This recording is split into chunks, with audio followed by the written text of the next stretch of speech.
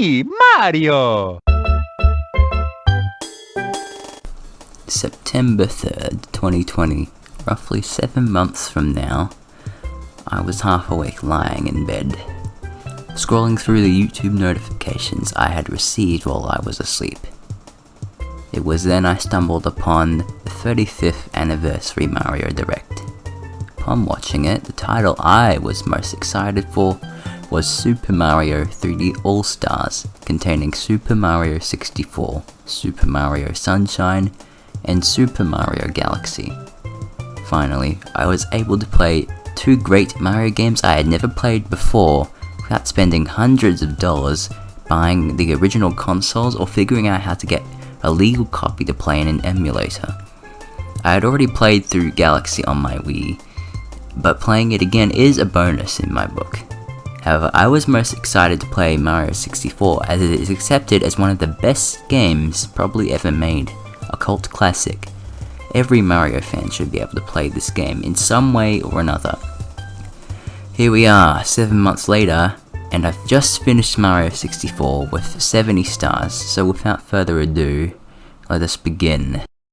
As soon as the game boots up, you are met with the man himself, Mario, in his polygonal form. Using the cursor you can stretch and mold Mario's face, and I gotta say, it's a lot more fun than I thought it would be. I think it's the fact that Mario is eyeing you the whole time with his mouth wide open, a bit sexual. I guess that adds to the amusement. It's really well done for something that was essentially just to show off the 3D tech of the N64 at the time. After starting a new save file and watching the intro cutscene, you are thrown into the game. Now, because this video is about my personal opinion on Mario 64, I should probably touch on my experiences with 3D Mario games.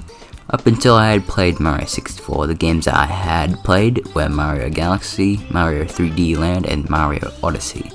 Being released sometime after 64, they have a lot more polish in the way they control. For example, in the newer entries, Mario is a lot more zippier. They are much tighter and snappier, which allows for more precise control. If you make a wrong jump, you can easily correct it. Whereas in Mario 64, being one of the first 3D platformers of its time, is a bit more stiff. But that's not to say it controls badly, it actually feels really good. Probably the most fun I've had controlling Mario. Mario's moveset is much larger too. In the previous mainline game, Super Mario World, you could only run, jump, and spin. In Mario 64, you can punch, kick, dive, long jump, triple jump, wall jump, ground pound, and side somersault. And you can use all of these to get over the obstacles the game throws at you.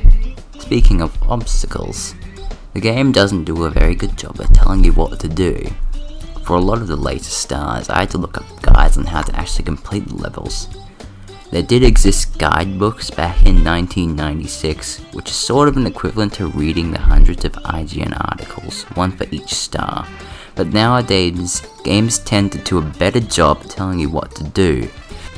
A recent example would be Bowser's Fury. Throughout the game, you encounter these mother cats. Above their head is an icon of a kitten and a numeral. Although very simplistic, it tells you everything you need to know to achieve the shine. Mario 64 might spit out the Dr. Seuss quote, then you're on your own, unless you bought some book. But most of these issues are due to age. Just coming out of the 16-bit era, most games were meant to be memorized. You would learn all the mechanics so that you could get through to the end. Mario 64 is probably following a similar ideology. Another flaw would be, as expected, the camera. Upon watching many videos on the subject of Mario 64, the camera controls are brought up in one way or another. This is due to the Nintendo 64 controller itself. Rather than a second analog stick like most modern controllers today, you use the 4 C buttons above A and B. Pushing each button will move the camera in that direction. In Mario 3D All-Stars, the C buttons are mapped to the right analog stick, as expected. Originally the camera controls were inverted, however a normal option was patched in sometime after release. I've tried both options and I prefer the original mode. However, the camera is still awful due to the fact that the game is just an unedited ROM in an emulator. The camera sort of drifts without any input. I assume the camera is trying to correct itself, but it just ends up in a fight with my thumb. With 32 bits more than the SNES comes a new layer of storytelling. The original NES games, due to the hardware limitations of the time, were very slim with narrative relying on outside sources for a deeper plot. The SNES did take this a step further by adding some text boxes here and there. However, 64 takes about 10, by firstly giving Mario an audible identity. Here we go! Yahoo! Provided by none other than Charles Martinet.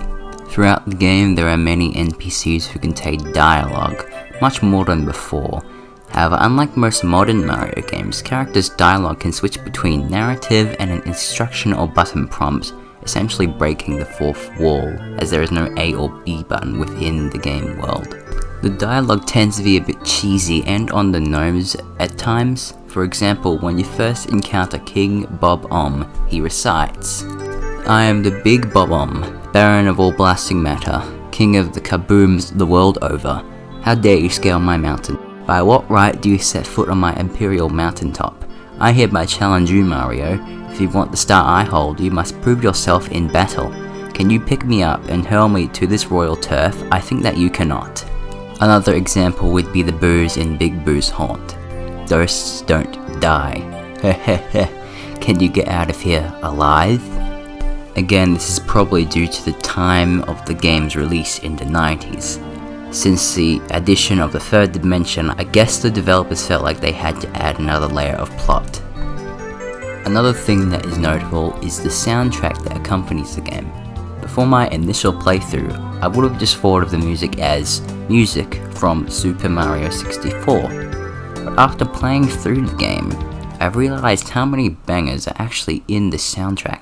After listening to some of these songs with headphones, the percussion is really exaggerated yet also catchy.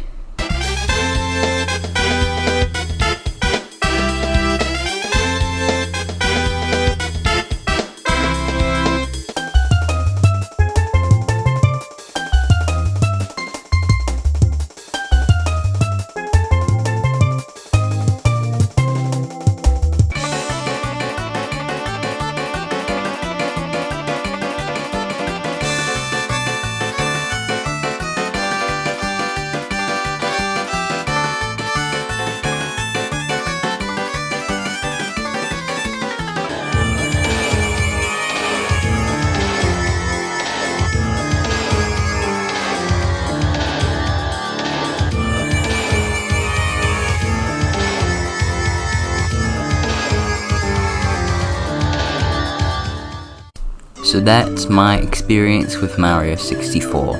While I didn't expect much out of the game, I actually really enjoyed it. There's something about this game that the new ones just can't recapture.